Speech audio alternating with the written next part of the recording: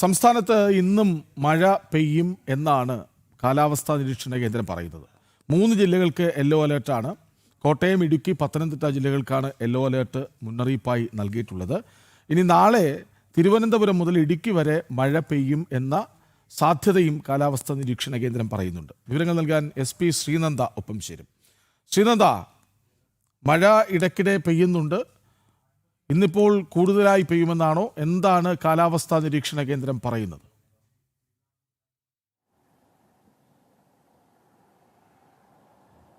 കൃഷ്ണരാജ്, വരുന്ന ഞായറാഴ്ച വരെ സംസ്ഥാനത്ത് ശക്തമായ മഴ തന്നെയായിരിക്കും ഉണ്ടാവുക എന്നൊരു മുന്നറിയിപ്പാണ് കാലാവസ്ഥാ നിരീക്ഷണ കേന്ദ്രം നൽകുന്നത്.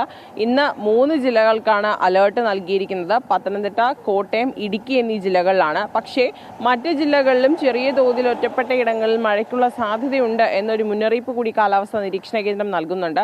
അതിനിടെ നാളെ തിരുവനന്തപുരം മുതൽ ഇടുക്കി വരെയുള്ള എല്ലാ ജില്ലകൾക്കും യെല്ലോ അലേർട്ട് മുന്നറിയിപ്പ് നൽകിയിട്ടുണ്ട്. മലയോര മേഖലയിൽ പ്രത്യേക ജാഗ്രതാ നിർദ്ദേശങ്ങളൊക്കെയാണ് കാലാവസ്ഥാ നിരീക്ഷണ കേന്ദ്രം ഈ മണിക്കൂറിൽ നൽകുന്നത്.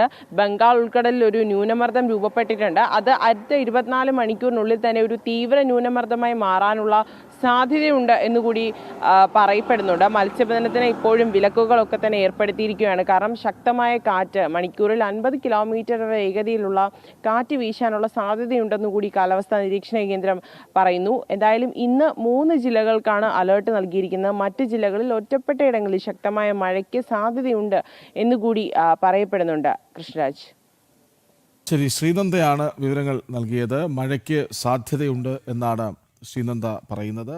കാലാവസ്ഥാ നിരീക്ഷണ കേന്ദ്രം 3 ജില്ലകളിൽ ഇന്ന് യെല്ലോ അലേർട്ട് നൽകിയിട്ടുമുണ്ട്.